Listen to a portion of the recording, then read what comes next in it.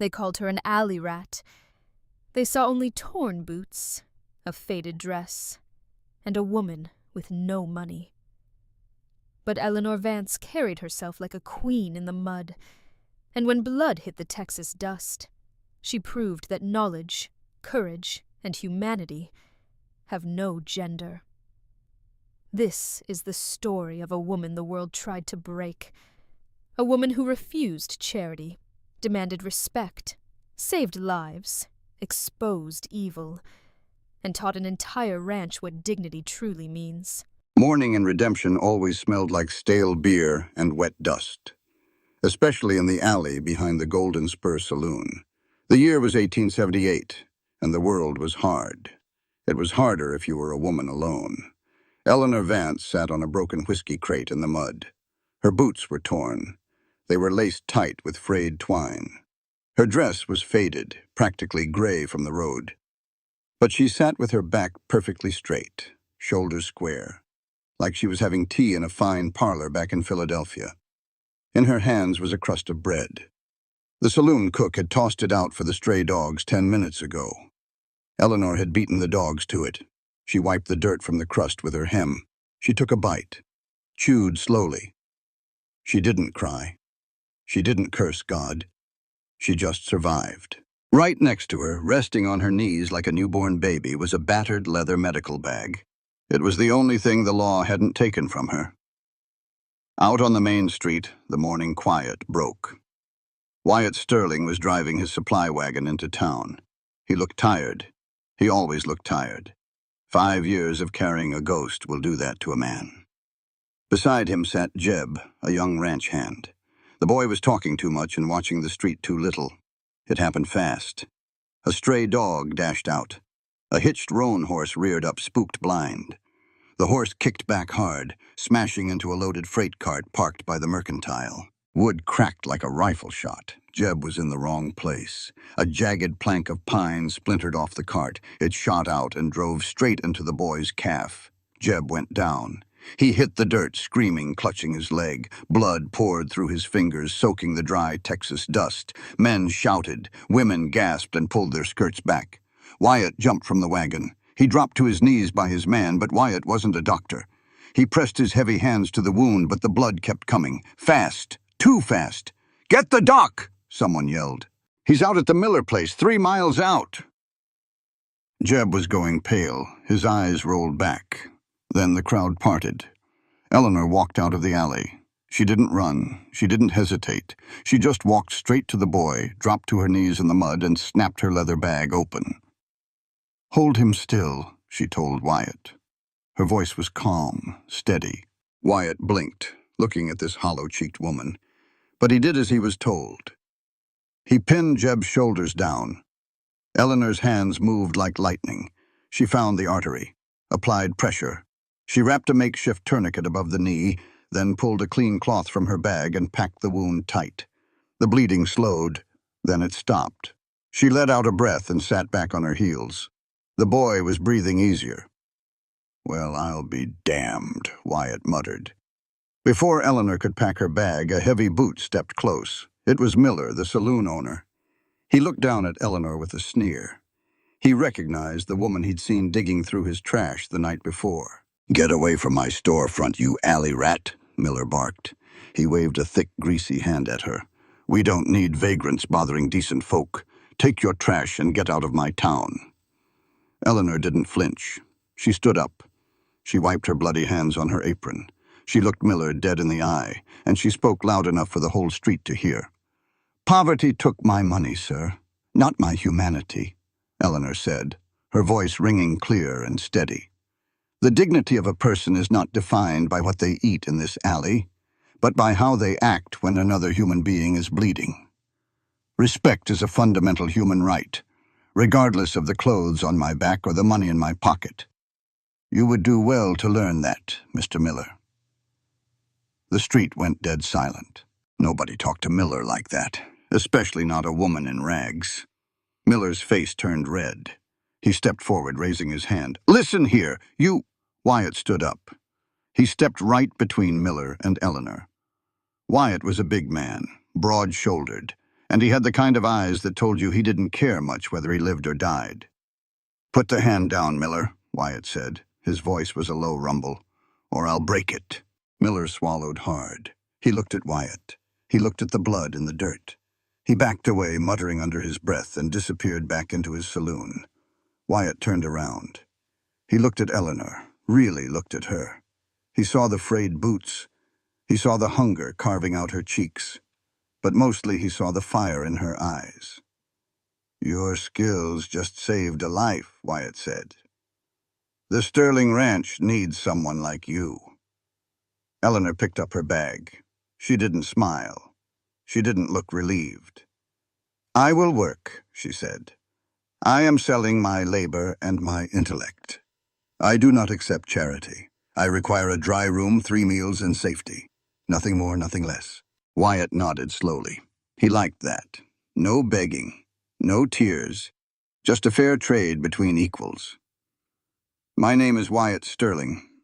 Climb in the wagon." Eleanor Vance took a breath. She looked back at the muddy alley one last time. Then she turned, grabbed the wooden rail of the wagon, and pulled herself up. She left the alley behind. The bed was too soft. Eleanor wasn't used to it. She lay awake staring at the timber ceiling. For 8 months her mattress had been packed dirt, sometimes hay if she was lucky. Now she had a quilt, a real cotton quilt. She didn't let herself sink into it. Comfort makes you soft. Soft makes you dead out here. She sat up. The room was small, tucked behind the main ranch house. It was clean. It smelled like lye soap and old pine. She laced up her torn boots. She washed her face in the tin basin. Cold water. It woke her up. It reminded her she was still breathing. She picked up her medical bag. She stepped out into the morning. The Sterling Ranch was massive. It stretched out like a green sea under the pale Texas sky. Men were already working. Horses whinnied. Hammers clanged by the forge. It was a machine, a living, breathing machine of muscle and sweat. Wyatt Sterling was the engine. Eleanor found him on the wide front porch. He was sitting at a heavy oak table.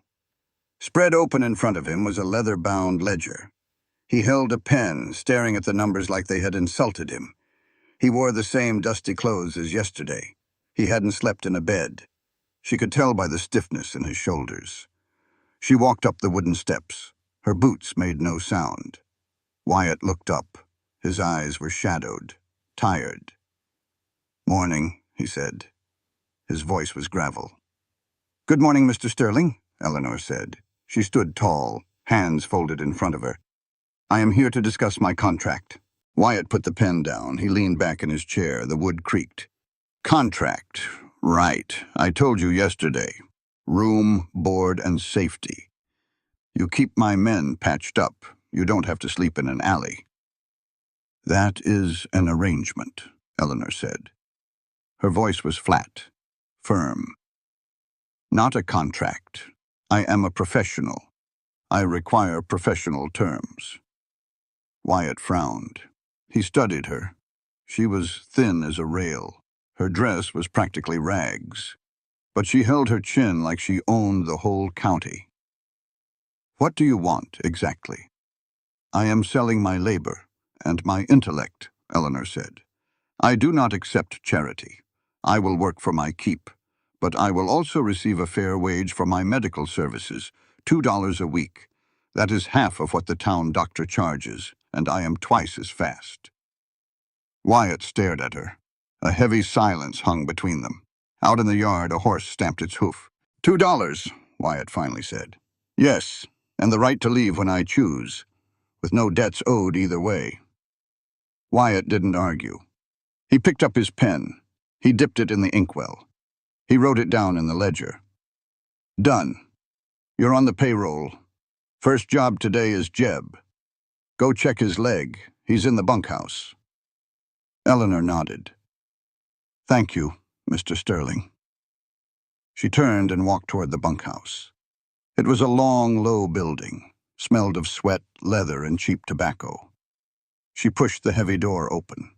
Inside, 5 men were sitting around. Some were polishing boots. Some were playing cards. Jeb was lying on a cot in the corner. His face was pale and sweaty.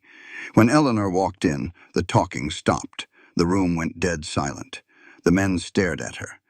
They looked at her torn dress. They looked at her bag. They looked at each other. They didn't like this. She was a woman with no husband walking into a man's bunkhouse. "Morning, gentlemen," Eleanor said. She didn't wait for permission. She walked straight to Jeb's cot. Jeb shifted away from her. He looked nervous. "I'm fine, ma'am. Really. It stopped bleeding." "I decide when you are fine, Jeb," she said. She opened her bag. She pulled out a clean bandage and a small bottle of carbolic acid. An older ranch hand stepped forward. He had a thick gray beard and a hard look. His name was Hank. "Now hold on a minute," Hank said. He crossed his arms. "You tied a good knot yesterday. We all saw it. But tying a knot ain't practicing medicine. Women don't belong in medical work. It ain't right. It ain't natural." The other men murmured. They agreed. Eleanor stopped. She didn't look angry. She didn't look scared. She slowly put the bottle down on the side table. She stood up, turned around, and faced the room. She looked Hank right in the eyes. "Listen to me carefully, Hank," Eleanor said. Her voice was loud, clear.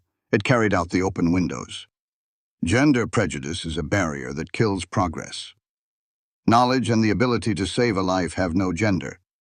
We women are barred from medical schools not because we lack capacity, but because this society strips us of our equal right to education. You think a man's hands are better suited for medicine? My hands stopped this boy from bleeding to death in the dirt while the rest of you stood around and watched. My work on his leg is the proof. Intellect belongs to anyone willing to learn." The bunkhouse was quiet. Hank swallowed hard. He looked at her hands. He looked at Jeb. He didn't have a smart answer for that. None of them did. "Now," Eleanor said, turning back to the cot. "Hold still, Jeb. This is going to sting." She cleaned the wound. She checked the stitches. She applied fresh bandages. Her hands were steady, gentle but firm. When she finished, Jeb looked at her with wide eyes. "Thank you, ma'am," he whispered. "You're welcome. Keep the weight off it." She packed her bag. She walked out of the bunkhouse. She felt the eyes of the men on her back, but they weren't staring with suspicion anymore. They were staring with respect. She made her way to the kitchen at the back of the main house. She was hungry, a deep, hollow hunger that she had ignored for months. The kitchen was hot. It smelled like roasted coffee and frying bacon. Standing by the massive iron stove was a tall, broad-shouldered black woman. She wore a spotless white apron. Her hair was tied back tight. This was Hattie Jenkins. Hattie turned around. She held a wooden spoon. She looked at Eleanor. She saw the ragged dress. She saw the pride in the posture. Hattie had lived her whole life in a world that judged her by the outside. She recognized a survivor when she saw one. "You the woman from the alley," Hattie said. It wasn't a question. "I am Eleanor Vance." Hattie didn't smile, but her eyes softened. She turned to the counter. She picked up a large, heavy ceramic plate. She loaded it with thick slices of bacon, 3 fried eggs, and a mountain of hot biscuits. She poured a steaming mug of black coffee. She set it all down on the wooden kitchen table. "Eat," Hattie said. Eleanor sat down. She looked at the food. Her hands trembled just a little. For 8 months she had eaten scraps. Now she was given a feast. But she didn't devour it like an animal. She picked up her fork. She ate slowly, with dignity. Hattie stood by the stove, watching her. "You told off old Hank in the bunkhouse," Hattie said. Her voice was a low, rich hum. "I heard you from the window." Eleanor swallowed a bite of egg. He needed to hear it. "A lot of folks around here need to hear a lot of things," Hattie said. She poured herself a cup of coffee and sat down across from Eleanor. "It's a hard world for a woman alone. Harder still when folks look right through you." "They don't look through me anymore," Eleanor said. Hattie nodded slowly. A deep mutual understanding passed between them. The fallen white woman from the city. the black woman in the Texas dust, both of them fighting for space in a world built for someone else. "You got grit, Eleanor Vance," Hattie said. "You'll do just fine here."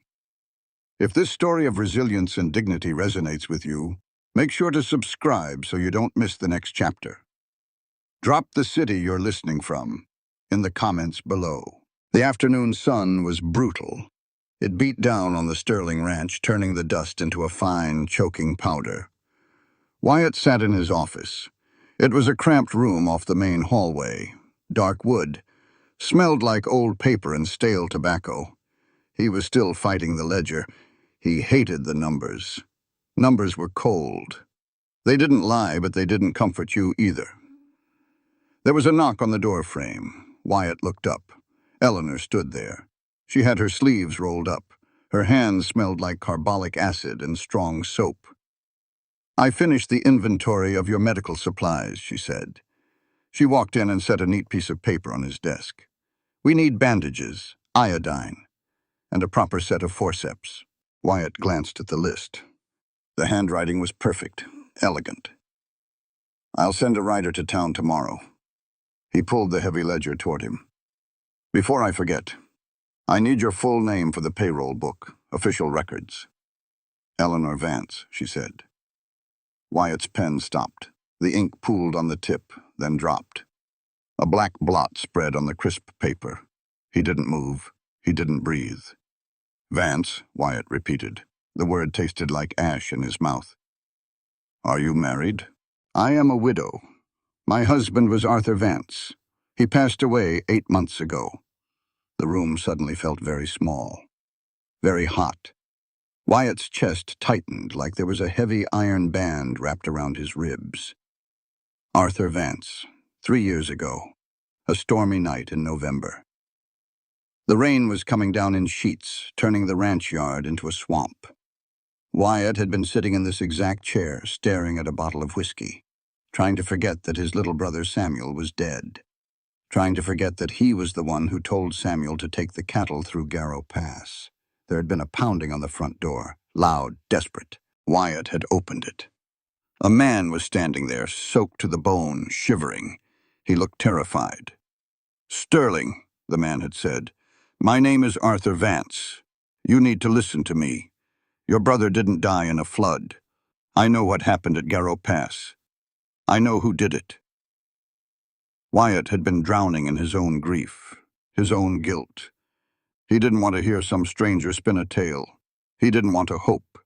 He didn't want to know that someone else was to blame, because that meant he had failed to protect his blood.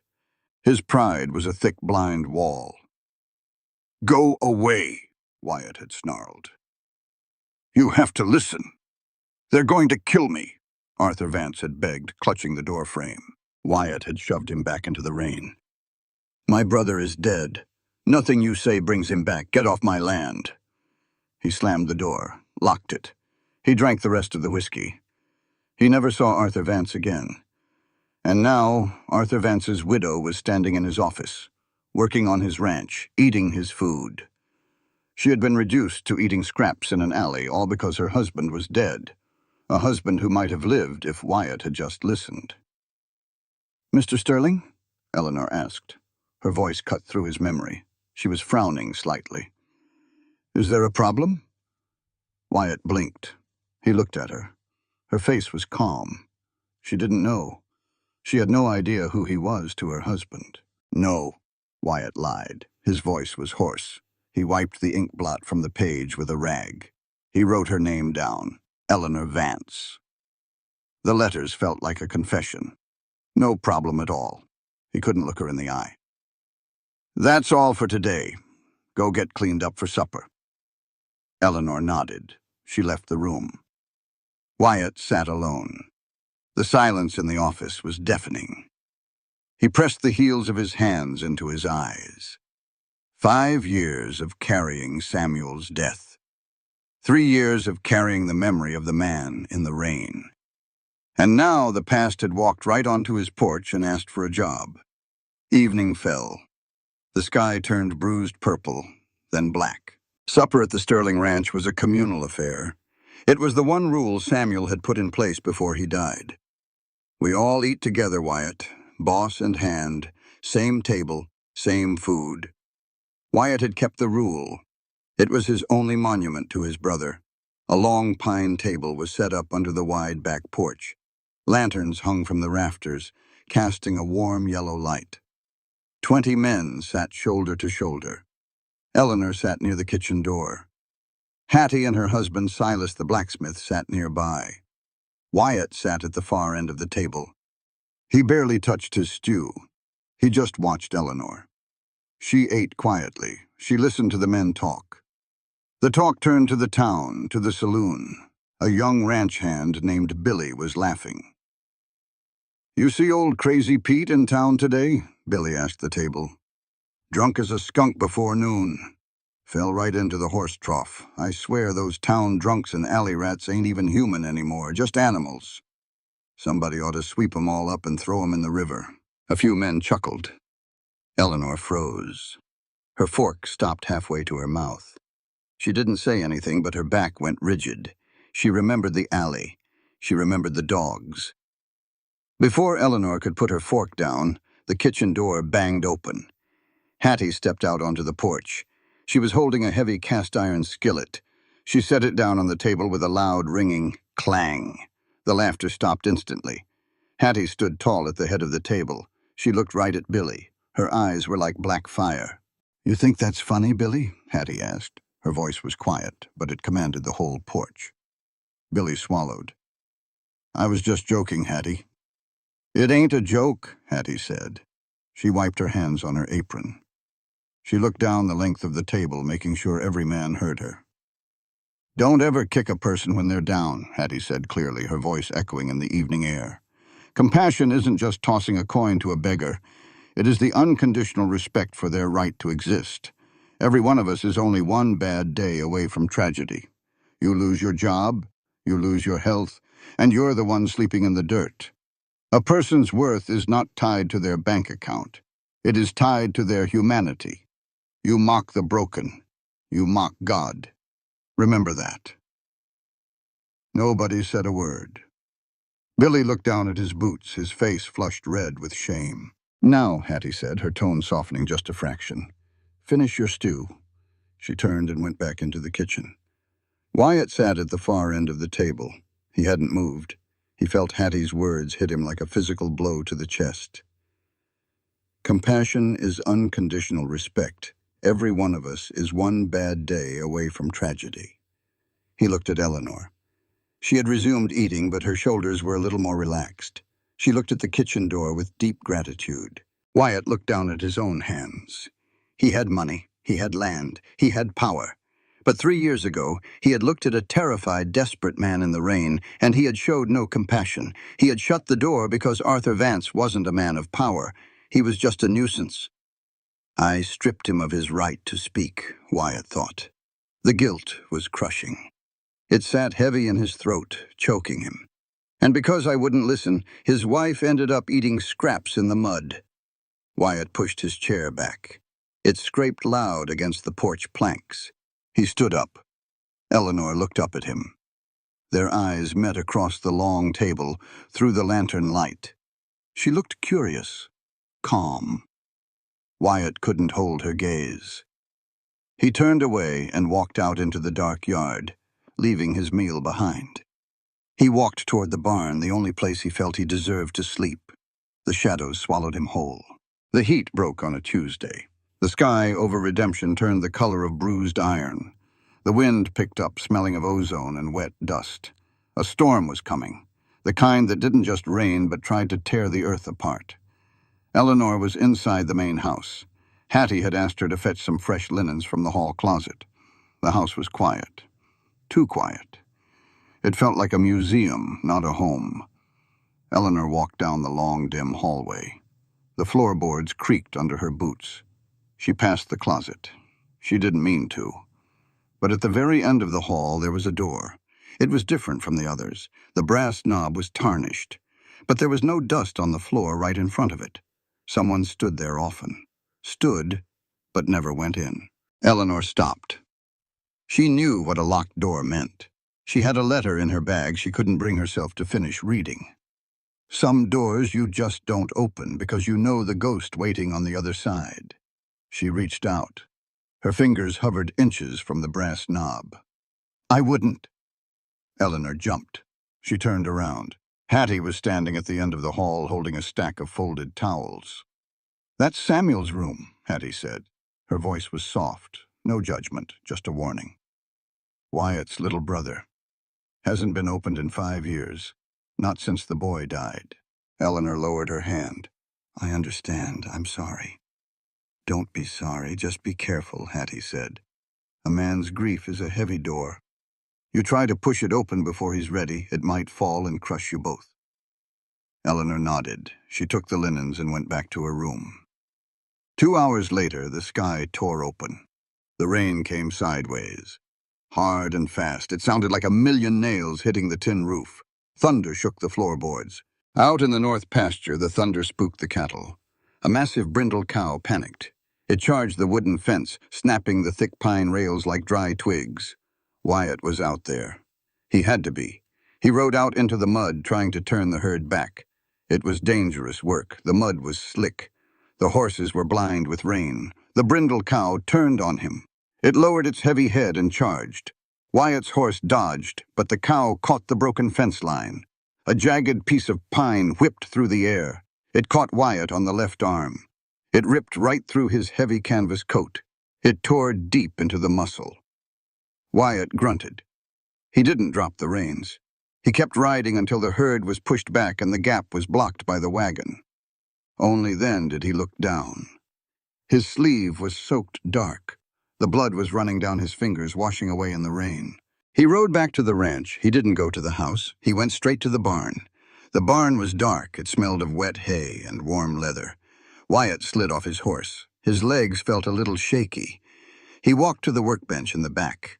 He grabbed a dirty rag and wrapped it tight around his arm. He leaned against the wood, breathing hard. He closed his eyes. He figured he'd just sit there, ride out the pain, sleep in the hay, like always. Take off the coat, Mr. Sterling. Wyatt opened his eyes. Eleanor was standing in the doorway. She held a lantern in one hand and her battered medical bag in the other. The yellow light caught the rain in her hair.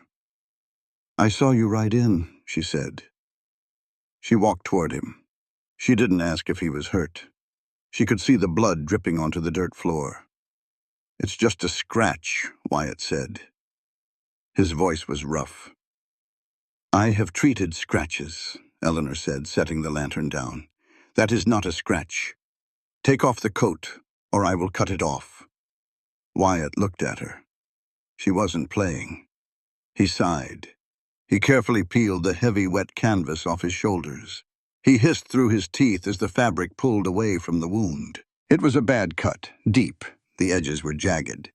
Eleanor didn't gasp. She went right to work. She poured clear alcohol over her hands, then over his arm. Wyatt flinched. His jaw clenched tight, but he didn't make a sound. You need stitches, she said. She threaded a curved needle. Do it. She worked quickly. The barn was silent except for the rain hammering the roof and the steady sound of their breathing. Wyatt watched her. He watched the way her hands moved, confident, precise.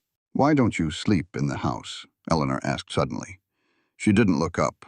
Wyatt stiffened. The barn is closer to the animals, in case of trouble. There are 20 men in the bunkhouse to handle trouble, Eleanor said. She pulled a stitch tight. You sleep out here because you think you belong out here with the beasts in the dark. Wyatt glared at the side of her face. You don't know anything about me. I know what a man looks like when he is punishing himself, she said softly. She tied off the knot and snipped the thread. I see the way you look at that closed door in the hallway. I see the way you work yourself to the bone. You think if you suffer enough, it will balance the scales. Wyatt looked away. He stared at the shadows in the corner of the barn. His chest felt tight. I made a choice 5 years ago, Wyatt said. His voice was a low whisper, barely audible over the storm. I told my brother to take a shortcut. The water came fast. He drowned. They never even found his body. I killed him. So yes, I sleep in the dirt. It's exactly where I belong." Eleanor stopped packing her bag.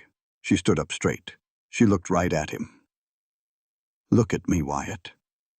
He turned his head. Her eyes were fierce.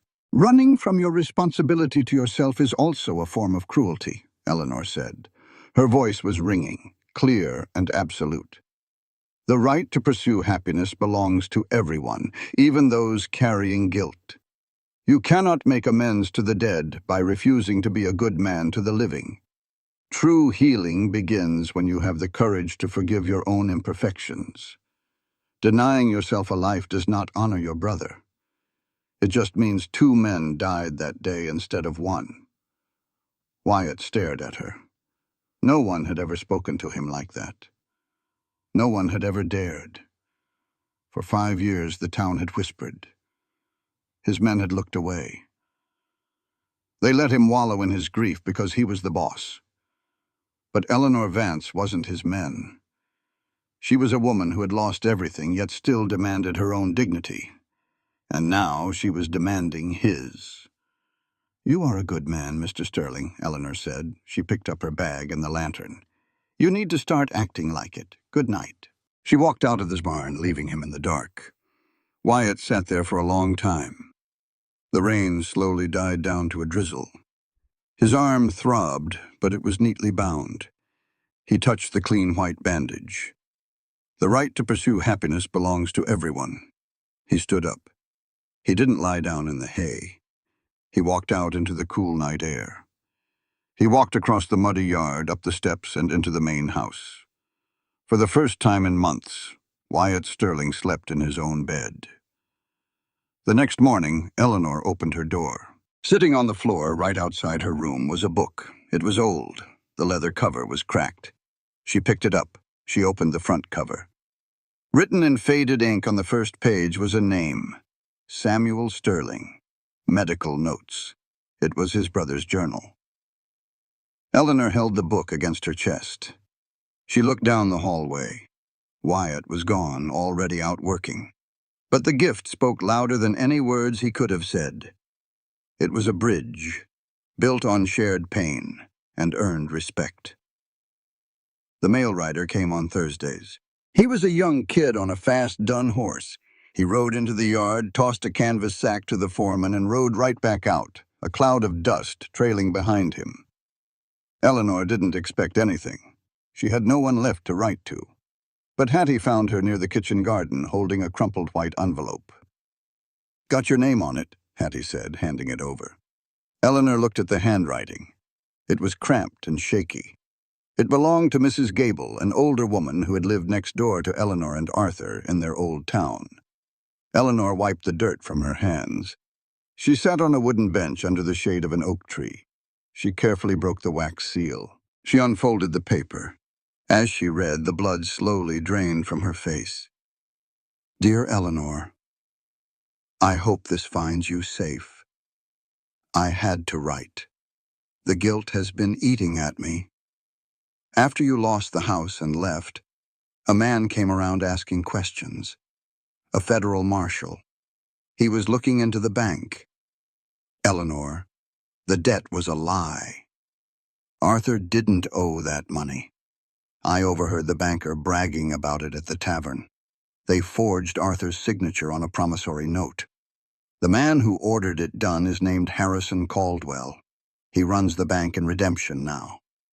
They stole your home, Eleanor. They stole everything. I am so sorry."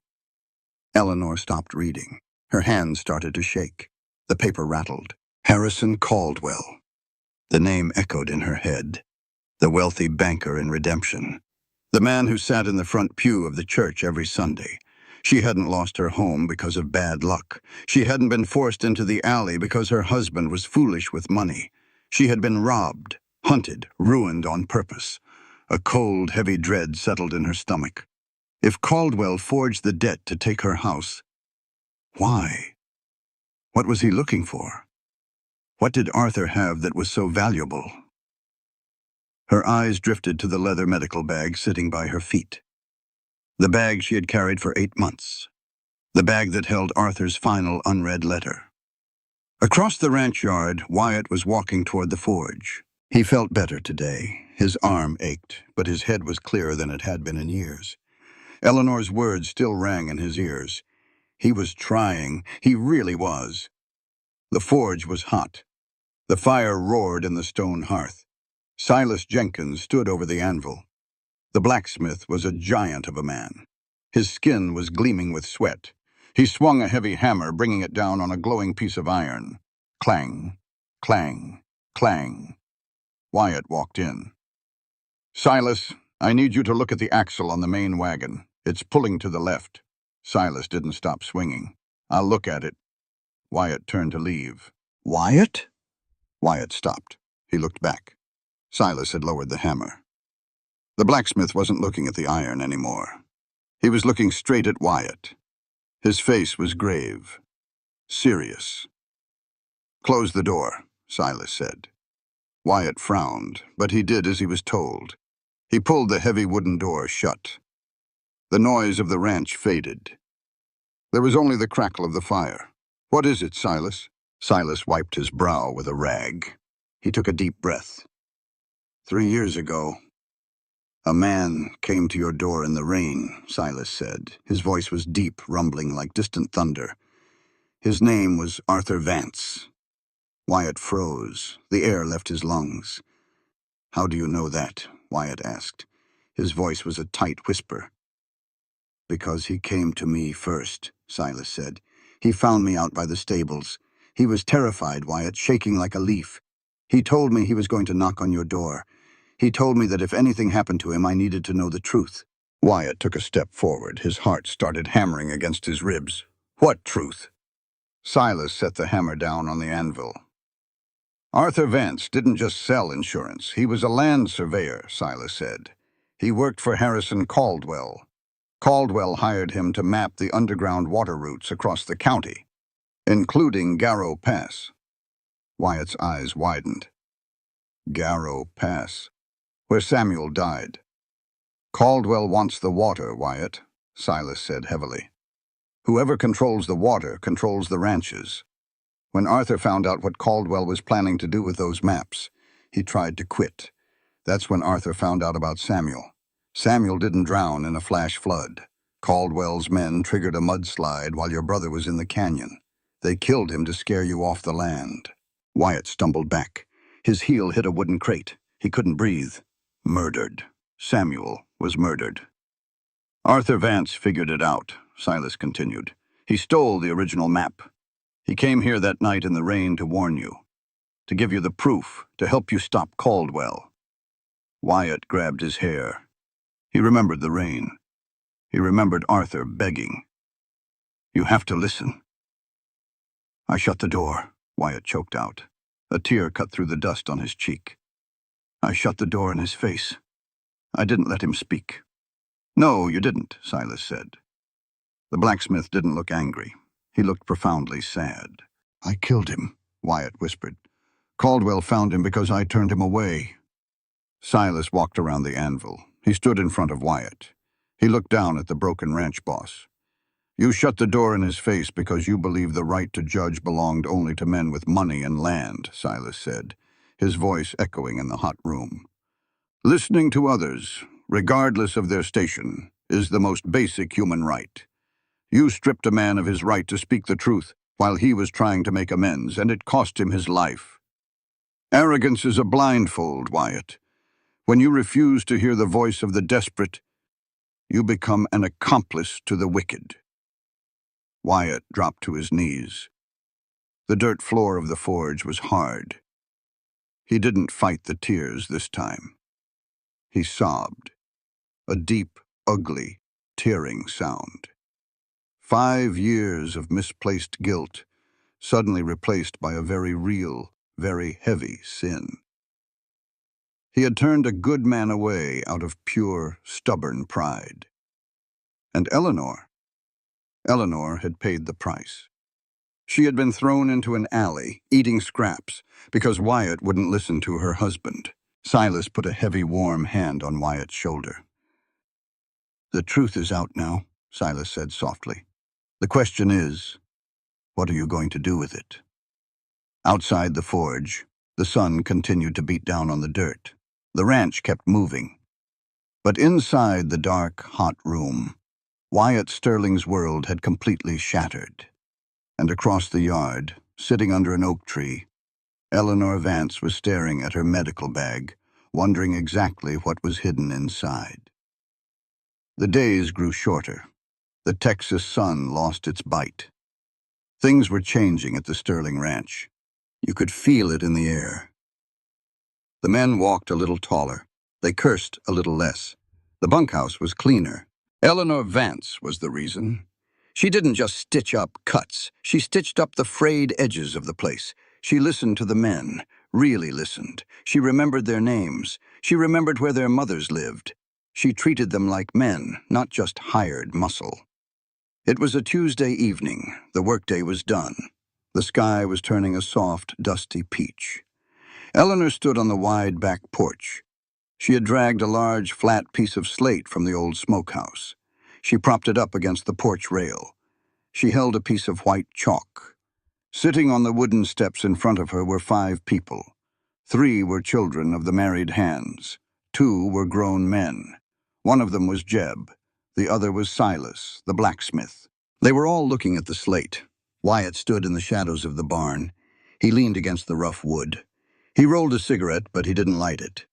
He just watched. He had been watching her a lot lately. Since his conversation with Silas in the forge, Wyatt felt like a ghost, a man walking around with a hollow chest. He knew the truth now. He knew what he had done to Eleanor's husband. He knew he had to tell her. But every time he looked at her, his courage failed. "All right," Eleanor said. Her voice was clear and patient. "Let's look at this one again." She drew a large letter A on the slate. The chalk squeaked in the quiet evening. "This is the beginning," Eleanor said. She looked at Jeb. "What letter is this, Jeb?" Jeb rubbed the back of his neck. He looked embarrassed. He was a grown man, 22 years old, learning his letters next to a 7-year-old girl. "It's an A, ma'am." "Good," Eleanor smiled. It was a real smile. It warmed the whole porch. "Now why are we doing this? Why are we sitting out here after a hard day of work?" Jeb shrugged. "So we can read the labels on the canned peaches in town?" The children giggled. Silas smiled, a slow, deep rumble in his chest. Eleanor chuckled, but then her face grew serious. She put the chalk down. She stepped closer to the edge of the porch, looking directly at the group. She made sure she had every eye on her. "You learn to read so you cannot be cheated," Eleanor said. Her voice carried across the yard. It reached Wyatt in the shadows. "Education is not a privilege reserved for the rich," Eleanor stated, her words sharp and clear. "It is the only weapon that protects you from oppression. When you can read a contract, no man can strip you of your legal rights. When you can write your own name, you own your own destiny. Ignorance is the chain that men with money use to keep you in the dirt. Intellect brings true freedom. No one can steal what is inside your head." Wyatt swallowed hard. The unlit cigarette crumpled in his hand. "No man can strip you of your legal rights." Harrison Caldwell had stripped Eleanor of hers, because Caldwell had the education, Caldwell had the power, and Wyatt had let it happen. "Now," Eleanor said, picking up the chalk again, "let's move to the letter B." An hour later, the sun was gone. The sky was black, littered with cold, bright stars. The lesson was over. The men had lit a large fire in the center of the yard. It was a tradition, a chance to sit, smoke, and shed the day. The fire popped and hissed. Sparks floated up into the dark. Wyatt finally stepped out of the shadows. He walked over to the fire. The men quieted down a bit. The boss didn't usually join them, not for 5 years. But Wyatt sat down on a heavy log. He stretched his boots out toward the flames. Eleanor was sitting across the fire from him. She held a tin cup of coffee. Silas was telling a story, a tall tale about a bear he fought back in Tennessee. It was ridiculous. Everyone knew it was a lie, but Silas told it well. He threw his big hands around. He mimicked the bear. Billy laughed so hard he choked on his coffee. Wyatt watched them. He felt a strange sensation in his chest. A lightness. It bubbled up into his throat. Before he knew what was happening, Wyatt Sterling laughed. It wasn't a chuckle, it was a real deep laugh. The whole circle went quiet. They stared at him.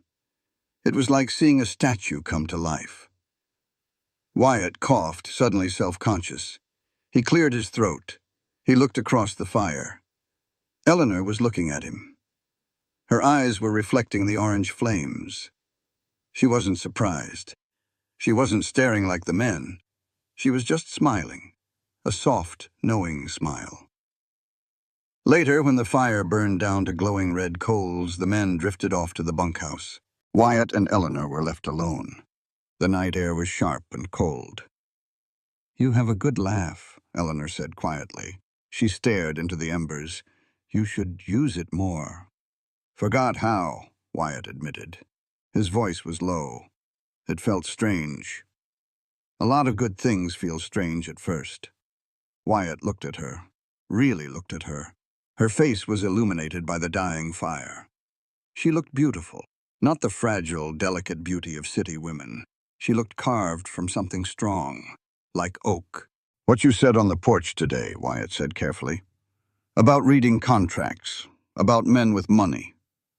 It's the truth." "I know it is." Wyatt rested his elbows on his knees. "I've been a man with money for a long time. I haven't always used it right. I haven't always looked out for the people who didn't have it." Eleanor turned to him. "You are looking out for them now. You pay a fair wage. You treat Hattie and Silas with the exact same respect you treat Jeb and Hank. That is rare out here, Wyatt." She called him Wyatt, not Mr. Sterling. "It's not enough," Wyatt whispered. "No," Eleanor agreed. "It is never enough. But it is a start. And honest soil is a good place to build." Wyatt closed his eyes. The guilt was clawing at his throat. He wanted to tell her, right then. He wanted to confess everything. About Arthur, about the rain, about Caldwell. He opened his mouth, but he couldn't. He looked at her face, finally at peace, and he couldn't break her world again. "Not tonight." "Good night, Eleanor," he said, his voice thick. He stood up and walked away. He left her by the fire, wondering why the man who had just learned to laugh looked like he was walking to the gallows. Thursday came around again. The dust kicked up on the horizon. The mail rider. Eleanor was on the porch rolling bandages. She liked the repetitive work. It kept her hands busy. It kept her mind from drifting back to Philadelphia, back to Arthur. The foreman handed her a thick brown envelope. It was heavy. The postage mark was from her old town. But the handwriting wasn't Mrs. Gable's. It was sharp, official. The return address read, County Clerk's Office. Eleanor frowned. She set the bandages down. She wiped her hands on her apron. She walked into her small room and closed the door. She sat on the edge of her bed. She tore the thick paper open. Inside were copies of legal documents, deeds, and a letter from a clerk who had evidently felt pity for her after reviewing the bank's seized assets. Eleanor unfolded the first document.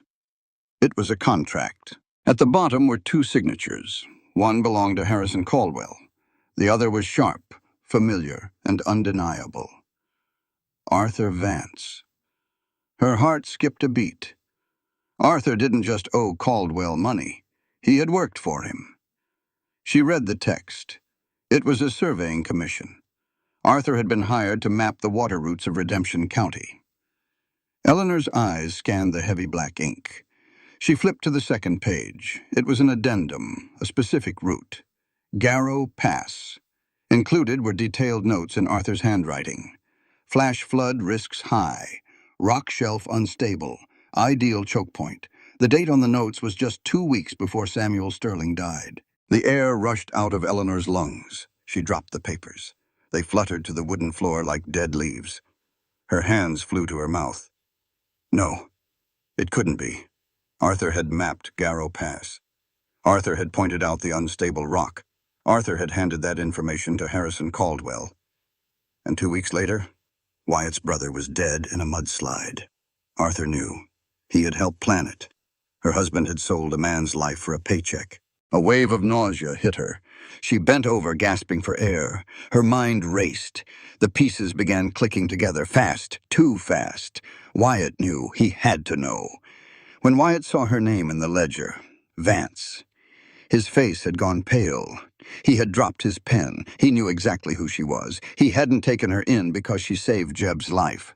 He hadn't given her a job out of the goodness of his heart. He kept her here because she was the widow of the man who helped murder his brother. He was keeping his enemy close. He was playing with her. He was waiting to exact his revenge. The peace she had felt by the fire 2 nights ago vanished.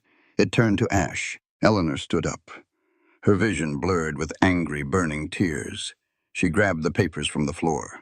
She gripped them so tight her knuckles turned white. She kicked her door open. She marched down the hallway. Her boots hit the floorboards like hammer strikes. She burst into Wyatt's office.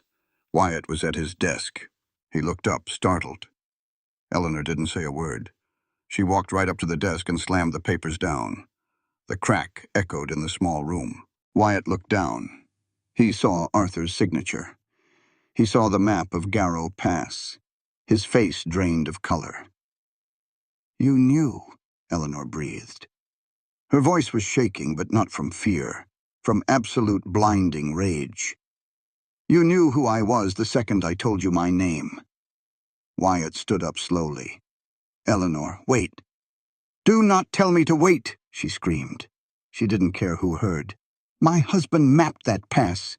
He gave Caldwell the information. Arthur helped kill your brother, and you knew." Wyatt kept his hands flat on the desk. He didn't raise his voice. "I didn't know everything. Not at first." "You used me." Eleanor stepped forward. She pointed a trembling finger at his chest. "You looked at me in that alley, and you saw a way to hurt the man who hurt you. You brought me here. You fed me.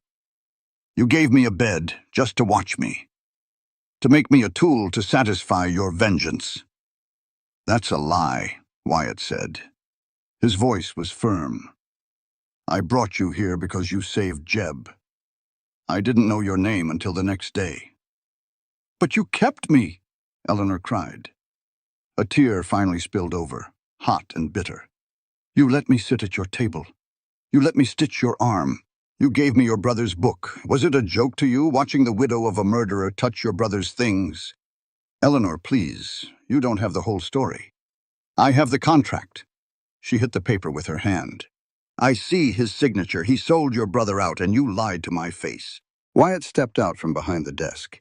He didn't reach for her. He stood tall, absorbing her anger. He took the hit because he knew he deserved it. But he also knew she was wrong about Arthur.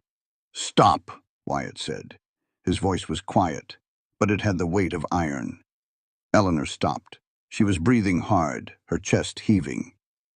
"You are a smart woman, Eleanor," Wyatt said, looking her dead in the eye. "You are an educated woman. But right now you are acting out of pain, not intellect. Don't you dare patronize me." "Listen to me," Wyatt said, raising his voice just enough to cut through hers. "You are doing exactly what the corrupted law out there does to the vulnerable. You are judging a man based on half a truth. You are looking at a piece of paper and deciding you know the whole story." Eleanor stared at him. Her jaw trembled. Wyatt stepped closer. Not to threaten, to plead.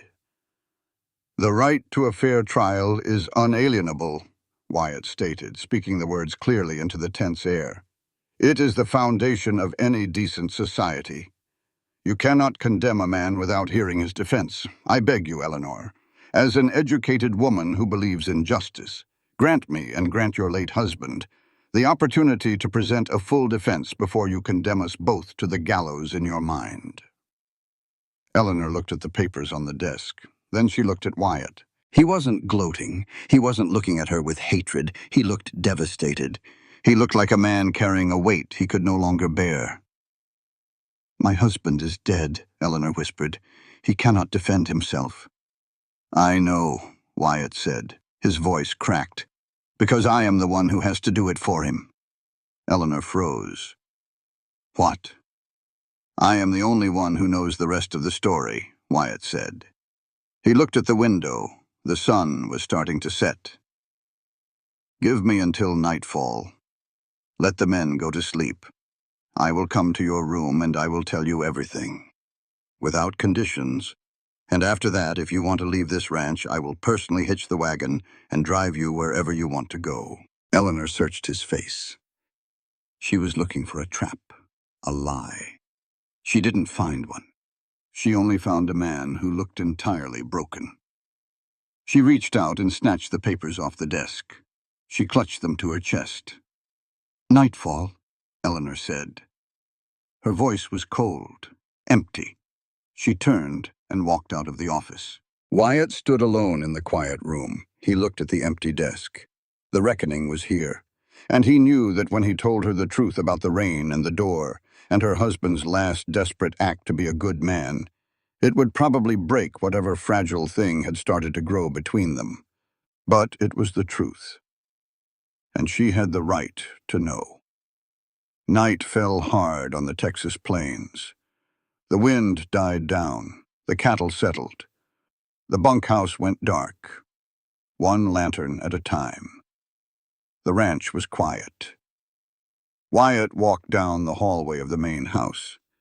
His boots felt heavy, like they were cast in lead. He stopped in front of Eleanor's door. He stared at the wood grain. He took a breath, a long, shaky breath. He knocked twice. There was no sound on the other side. For a minute, he thought she might have packed her bags and walked out into the dark. But then the latch clicked. The door opened. Eleanor stood there. She hadn't changed clothes. She hadn't slept. Her eyes were red, but they were dry. She stepped back and opened the door wider, letting him in. The room was lit by a single oil lamp. The shadows danced on the walls.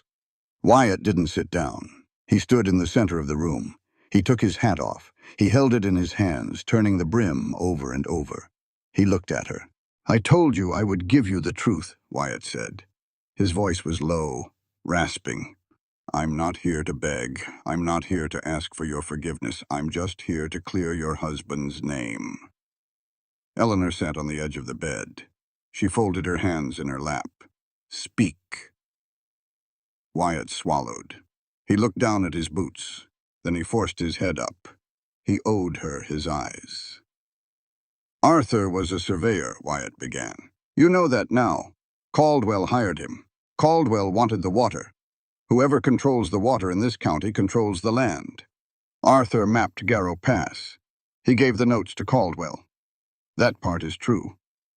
Eleanor flinched. She closed her eyes. "But Arthur didn't know what Caldwell was planning," Wyatt said quickly. "Arthur thought he was just mapping routes for a new freight line. He was doing his job. He didn't know about my brother. He didn't know Caldwell was going to use those notes to trigger a mudslide and kill Samuel." Eleanor opened her eyes. The anger in them flickered. It shifted. "When did he find out?" "After Samuel died," Wyatt said. The words tasted like ash. "Caldwell got sloppy. He bragged about it. Arthur heard him, and Arthur realized what his maps had been used for." "Oh, God," Eleanor whispered. Her hand covered her mouth. "Arthur?" "Arthur could have run," Wyatt said. "He could have packed you up and fled in the night. But he didn't. He broke into Caldwell's office. He stole the original water map. The real one. The proof." Eleanor dropped her hand. She stared at Wyatt. "He stole the proof?" "He took it and he rode out here," Wyatt said. His voice started to shake. The wall he had built around his heart for 5 years was crumbling. 3 years ago, a stormy night in November, it was pouring rain. Arthur rode all the way out to the Sterling Ranch. He knocked on my front door." Eleanor stood up, slowly. "He came to you?" Wyatt nodded. A tear slipped down his weathered cheek. He didn't bother to wipe it away. "He came to me. He was soaked. He was terrified. He told me they were going to kill him. He told me he knew the truth about Samuel. He wanted to give me the map. He wanted to help me hang Harrison Caldwell." The room went dead silent. "And?" Eleanor asked. Her voice was barely a whisper. "What did you do?" Wyatt looked right into her eyes. He stripped away every ounce of his pride.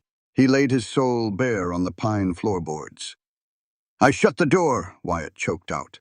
"I was drowning in a bottle of whiskey. I was so wrapped up in my own pity, my own guilt over Samuel, that I didn't want to hear it. I didn't want to know I had failed to protect my brother from a murderer. It was easier to blame myself. So I looked at your husband, a man risking his life to make things right, and I threw him back out into the rain." Eleanor stared at him. She stopped breathing. "He rode away," Wyatt whispered. "Caldwell's men must have caught him on the road back to town. They staged the riding accident. Because I wouldn't listen, because I wouldn't open the door. Your husband is dead, Eleanor, and it is my fault." Wyatt dropped his chin to his chest. He stood there in the lamplight, a large, powerful man, completely shattered, waiting for the executioner's axe, waiting for her to scream, to hit him, to curse his name to hell. But she didn't. Eleanor stood perfectly still. The silence stretched. It pulled tight like a wire about to snap. She thought of Arthur. Sweet, practical Arthur. He had realized his mistake. He had tried to fix it. He hadn't been a coward. He had been brave. The relief of knowing her husband died an honorable man washed over her, mixing with the sharp, blinding pain of his loss. And then she looked at Wyatt. She saw the agony on his face. She saw the absolute devastation. A lesser man would have lied. A lesser man would have let her go on believing Arthur was a villain, just to save his own skin. But Wyatt hadn't. He had walked into this room and handed her the blade to cut him down. Eleanor took a step forward. Wyatt flinched, bracing himself. "Look at me, Wyatt," Eleanor said. Wyatt slowly raised his head. His eyes were red, broken. Eleanor stood tall. She didn't yell. She didn't cry. She spoke with a clarity and a power that seemed to fill the entire room. "Justice isn't built on hatred, Wyatt," Eleanor said, her voice ringing steady and true. "Revenge is easy. Anger is easy. But the fact that you stand here tonight, stripping away the ego of a powerful man to admit your fatal faults to a penniless widow, that is the highest form of respect for human dignity." Wyatt stared at her, stunned. "You let your pride kill a good man," Eleanor continued, not letting him off the hook. "You stole his voice when he needed it most. But goodness is not just an emotion you feel. It is the act of taking accountability. It is facing the absolute worst part of yourself and refusing to hide behind lies. I will not forget your mistake. I will grieve my husband until the day I die." She took a deep breath. "But," Eleanor said, her eyes locking onto his, "I deeply respect the character of the man standing before me right now. You are choosing the truth over your own comfort. That is a rare, brave thing in this world." Wyatt let out a ragged breath. His knees felt weak. "Eleanor, I don't deserve that." "Grace is never deserved, Wyatt. It is given," Eleanor said. "Arthur tried to make things right. You are trying to make things right. I will not let Harrison Caldwell's evil turn us into monsters who destroy each other." Wyatt wiped his face with the back of his hand. He looked at her like she was the only light left in a dark world. "What do we do now?" he asked. "Now," Eleanor said, turning toward the small table where her battered medical bag sat, "we finish what Arthur started. But first, I have a letter to read." Morning broke clear and sharp over redemption. The storm from earlier in the week had washed the dust from the air. You could see for miles. Eleanor sat on the edge of her bed. The sun streamed through the window, catching the dust motes in the air. On her lap was the letter. Arthur's final letter, the one they found in his coat pocket after he died. For 8 months, she had only read the first page. It had been too painful, too full of apologies she didn't understand. Now she understood. She unfolded the worn paper. She bypassed the apologies. She read the second page. If you are reading this, my darling, then I did not make it back from the Sterling Ranch. I am so sorry I brought this darkness to our door. Caldwell knows I have the map. He is hunting me, but he doesn't know where it is. He thinks I hid it in the office. Eleanor, listen to me carefully. Take your medical bag, the one I bought you in Philadelphia. Take a sharp knife. Cut the stitching on the inside bottom panel. There is a false bottom. I slipped the map and the forged deeds inside the lining the night before I left. Keep it safe. Use it to protect yourself. I love you. Eleanor stopped reading. She looked at the leather bag sitting on the floor. It was battered, scuffed. It had been thrown in the mud, kicked in the alley, slept on in barns. She had carried it across 3 states. She had been carrying the weapon to destroy Caldwell the entire time. She dropped to her knees. She grabbed the bag. Her hands were shaking as she pulled a small surgical scalpel from the top pouch. She emptied the bandages and bottles onto the floor. She felt the bottom panel. It was thick, thicker than it needed to be. She pressed the blade into the heavy leather thread. She sliced. The seam gave way. Eleanor pulled the false leather flap back. Resting in the dark cavity, perfectly preserved, was a thick stack of folded parchment. She pulled it out. She unfolded it on the bed. It was a topographical map of Redemption County. The underground aquifers were drawn in bright blue ink, and attached to it, with an official wax seal, were the original deeds Caldwell had stolen, alongside notes detailing the engineered mudslide at Garrow Pass. Irrefutable proof. Signed. Sealed. Eleanor gathered the papers. She held them tight against her chest. She closed her eyes and breathed out a shaky sigh. You did it, Arthur. You kept us safe. Eleanor! It was Wyatt. His voice boomed from the front yard.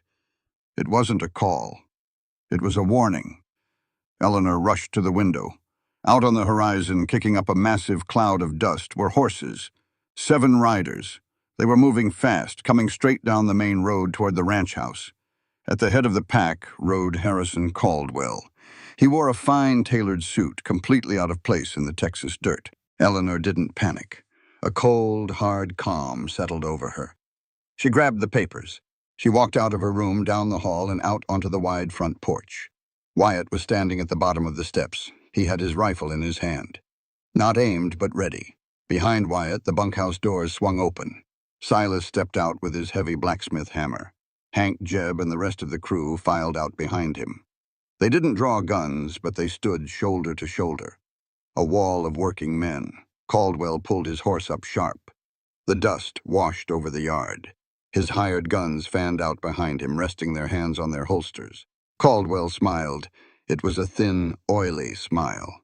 "Morning, Sterling," Caldwell said, leaning on the saddle horn. "Beautiful day." "You're trespassing on private land, Caldwell," Wyatt said. His voice was steady as a rock. "Turn around." Caldwell chuckled. "Actually, I'm here on official bank business. It seems your new nurse, the widow Vance, has some outstanding debts. Significant ones. The bank has ordered her immediate apprehension until the debt is settled." Caldwell looked past Wyatt. He looked right at Eleanor on the porch. "Come along quietly, Mrs. Vance. We wouldn't want any of these fine men getting hurt on your account." Eleanor didn't back up. She didn't cower. She walked down the wooden steps. She stood right beside Wyatt. She looked up at the banker on his high horse. "I don't owe you a dime, Caldwell," Eleanor said. "The courts say otherwise," Caldwell smirked. "And the law in this town belongs to me." Eleanor raised her hand. She held up the thick stack of parchment. The blue ink of the map was visible in the morning light. Caldwell's smile vanished. His face went dead white. "I found Arthur's hiding place," Eleanor said loudly, her voice carrying over the wind. "I have the original map. I have the notes on Garrow Pass. I have the proof of your forged deeds and your murder of Samuel Sterling." The hired guns behind Caldwell shifted uneasily. They were paid to rough up ranchers, not hang for murder. Caldwell's eyes narrowed into dark slits. "Give me those papers, you stupid woman, or I'll have my men shoot everyone in this yard." Eleanor took a step forward. She didn't flinch. "You believe financial power gives you the right to trample on the lives of Arthur and Samuel?" Eleanor shouted. Her voice was thunder. "You are wrong, Caldwell. The law in this town might be bought with your gold, but human rights and the truth are untouchable. You cannot buy the truth. You cannot shoot the truth. Lying and stealing from the vulnerable doesn't make you a king. It makes you a coward.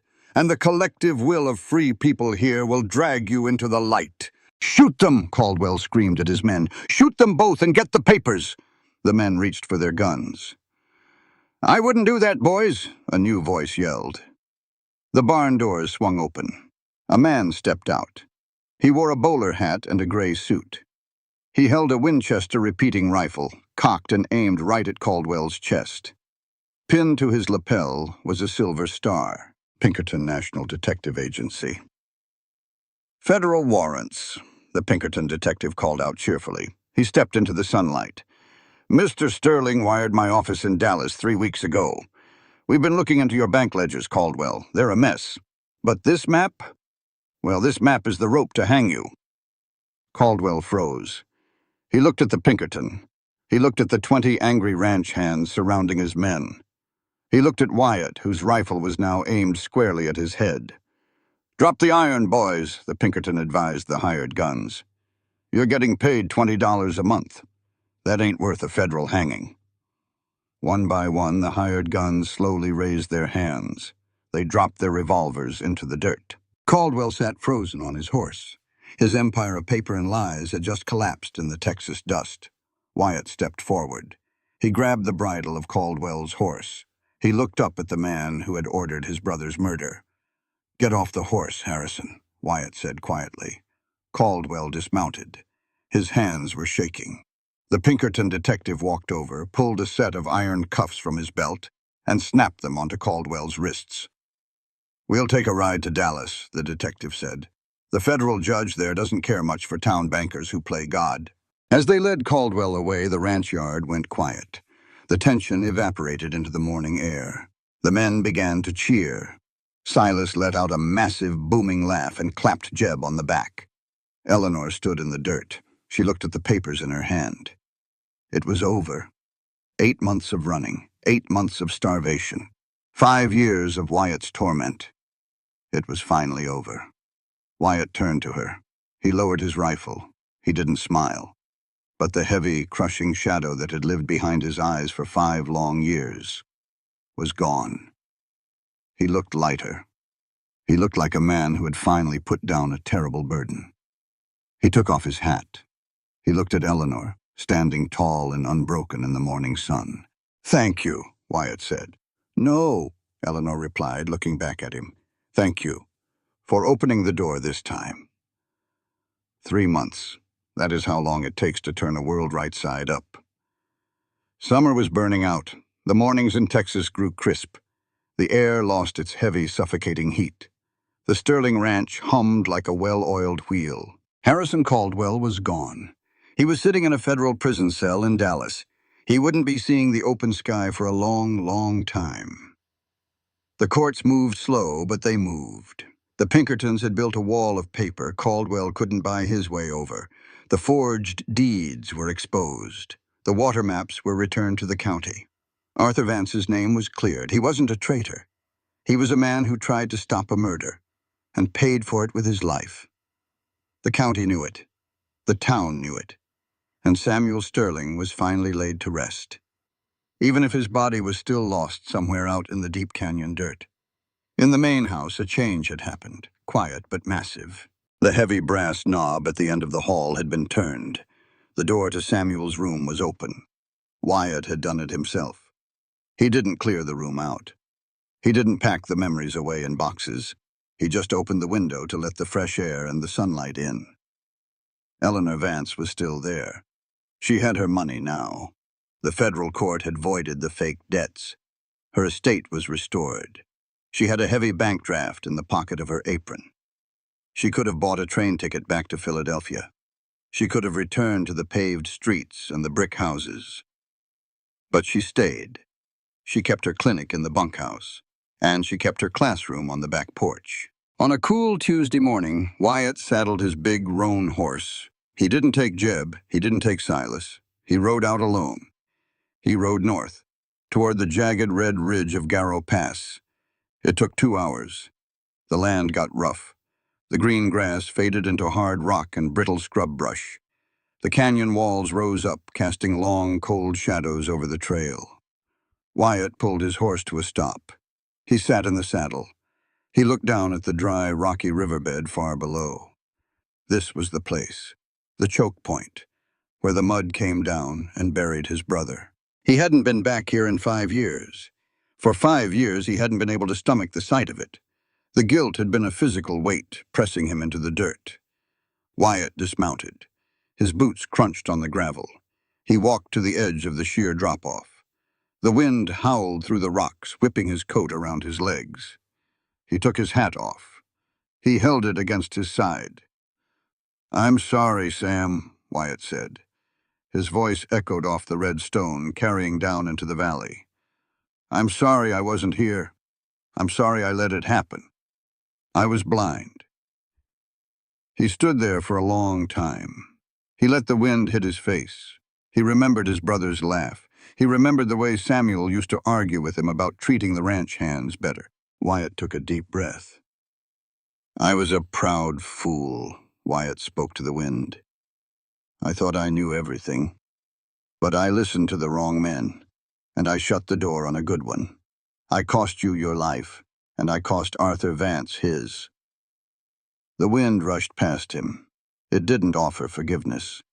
Nature doesn't forgive. It just exists. "But I'm done dying with you," Wyatt said softly. He gripped the brim of his hat. "You wouldn't want that. You love the sun too much. So I'm going to go live in it. I'm going to run that ranch the way you wanted me to. Fair, honest, for both of us." He didn't cry. The tears were all used up. What was left was a deep, settling peace, a quiet in his bones that he hadn't felt since he was a young man. The ghost was gone. He had finally put his brother down. Wyatt put his hat back on. He turned his horse around. He rode home. When Wyatt rode into the ranch yard, the sun was sitting low. The sky was painted in broad strokes of gold and bruised purple. Eleanor was standing on the front porch. She was leaning against the wooden rail. She had a tin cup of coffee in her hands.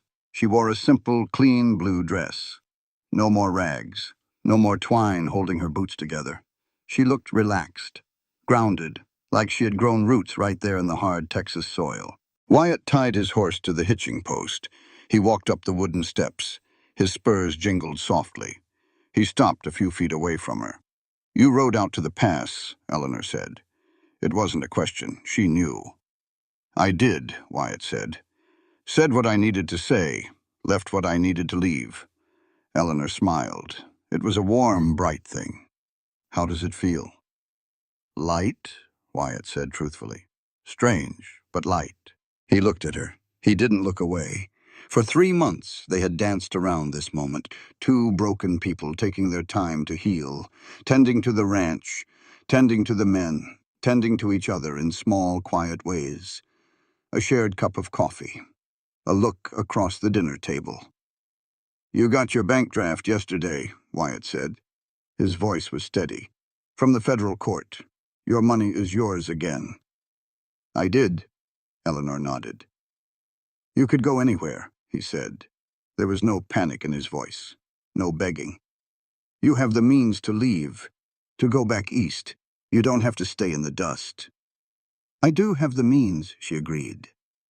She took a sip of her coffee, her eyes watching him carefully. "Are you asking me to leave, Wyatt?" "No," Wyatt said. He took a single step closer. "I'm asking you to stay." Eleanor lowered her cup. Wyatt took a deep breath. He didn't drop to his knees.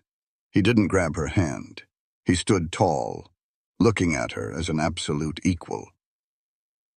"I've spent a lot of time thinking about what to say to you," Wyatt said. His voice rang clear and firm in the evening air. Out here, men think they own the world. They buy land, they brand cattle, they build fences. And too many of them think they can claim a woman the exact same way. Like property to be managed, like a prize to be won. Eleanor listened. The yard behind them was perfectly still. "But I know better now," Wyatt said, looking her dead in the eye. "True love is not the dependence of a weak woman on a strong man. That is a lie this world teaches to keep women small. True love is the partnership of two entirely equal, free souls." Eleanor's breath hitched just slightly, but she let him finish. "I revere your intellect, Eleanor," Wyatt stated, his words filled with undeniable respect. "I revere your resilience and your dignity. You walked out of that muddy alley on your own 2 feet. You didn't need a savior. You saved yourself. And in the process, you saved me." Wyatt held his hands open at his sides.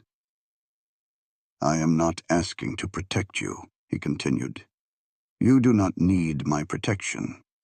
You are the strongest person I have ever met. I am asking for the honor of walking beside you as an equal. I am asking you to choose this ranch and to choose me freely. Because a life built on mutual respect and shared freedom is the only life worth living." Eleanor stood silent for a long moment. She looked at the man standing in front of her. He wasn't the arrogant ranch boss she had met 3 months ago, hiding behind his money and his pain. He wasn't the broken, sobbing man in the barn. He was whole. And more importantly, he saw her as whole. She set her coffee cup down on the porch rail. "A partnership of equals," Eleanor repeated. The words tasted good. They tasted right. "That is my offer," Wyatt said. "It is a fair negotiation, Wyatt," Eleanor said. A genuine, radiant smile broke across her face. "I accept the terms." She stepped forward. Wyatt closed the distance. He didn't grab her like a possession. He took her hands in his rough, calloused fingers holding her steady, capable ones. They stood there on the porch, bathed in the fading light. 2 survivors. 2 equals. Choosing each other. 2 weeks later. It was a Tuesday afternoon. The Texas sun was warm, but the breeze blowing in from the plains was cool and sweet. Wyatt was out by the south pasture. He had a heavy iron hammer in his hand and a pocket full of long nails. He was fixing the fence line. It was hard, sweaty work. His shirt was clinging to his back.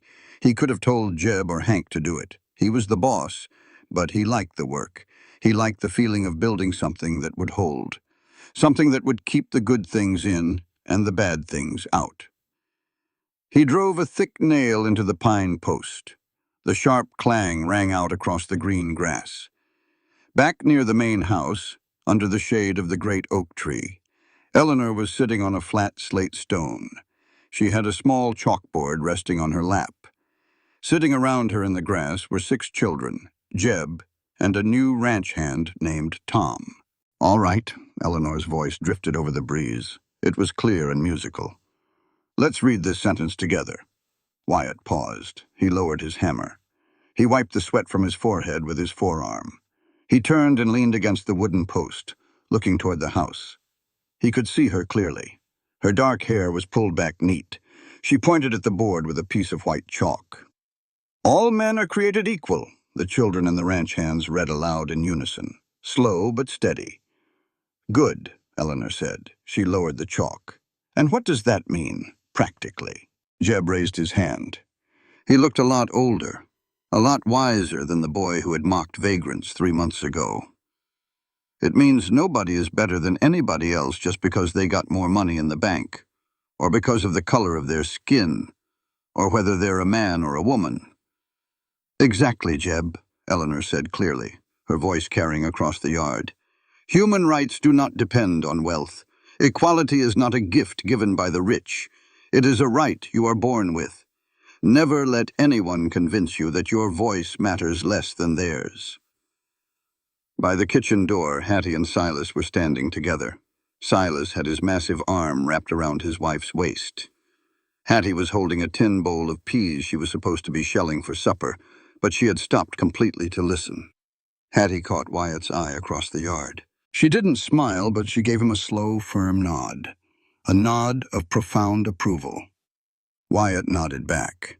He turned back to the fence. He set another wooden rail in place. He raised his hammer high. This was his world now. It wasn't built on guilt.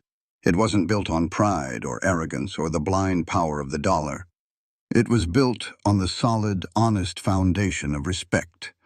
Out here in the West, the wind could blow hard enough to tear the roof off a barn. The sun could bake the earth until it cracked and bled. It was a harsh, unforgiving place that chewed up the weak and spat them out. But as Wyatt drove the iron nail into the wood, listening to his wife teach grown men the true meaning of equality, he knew they would be all right. They had walked out of the dark, out of the muddy alleys and the locked rooms. They had stared down the worst of the world, and they had chosen the light. And they had chosen each other, equal, free, and finally, truly home. This book is a work of imagination. Names, characters, places, and incidents either are products of the author's creativity or are used fictitiously. Any resemblance to real persons or actual events is unintentional and should not be construed as factual representation. Eleanor Vance's journey leaves us with a truth as wide and unforgiving as the Western frontier itself. A person's worth is never decided by the dust on their boots, the money in their pocket, or the cruelty of those who look down on them. When Eleanor first appeared in that muddy alley behind the Golden Spur Saloon, the world had already stripped her of nearly everything: her home, her husband, her safety, and her place in society. But it could not take the one thing that truly defined her: her dignity. She did not beg to be seen. She did not ask the world to pity her. She stood tall, saved a life with steady hands, and proved that humanity is not measured by status, but by what we choose to do when another human being is suffering. This story reminds us that compassion is not weakness. In a hard land where men often mistake pride for strength and silence for honor, compassion becomes the bravest act of all. Hattie's wisdom teaches us that every person is only one tragedy away from sleeping in the dirt, and that we should never mock the broken because hardship can come for anyone. Silas teaches us that listening to the desperate is not charity, it is justice.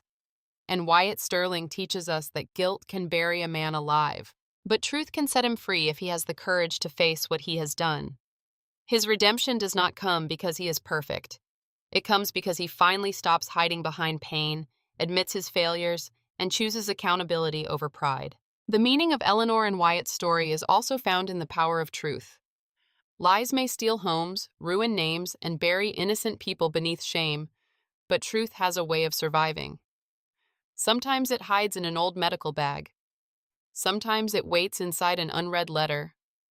Sometimes it lives in the memory of a man who was too afraid to speak until the moment came to make things right.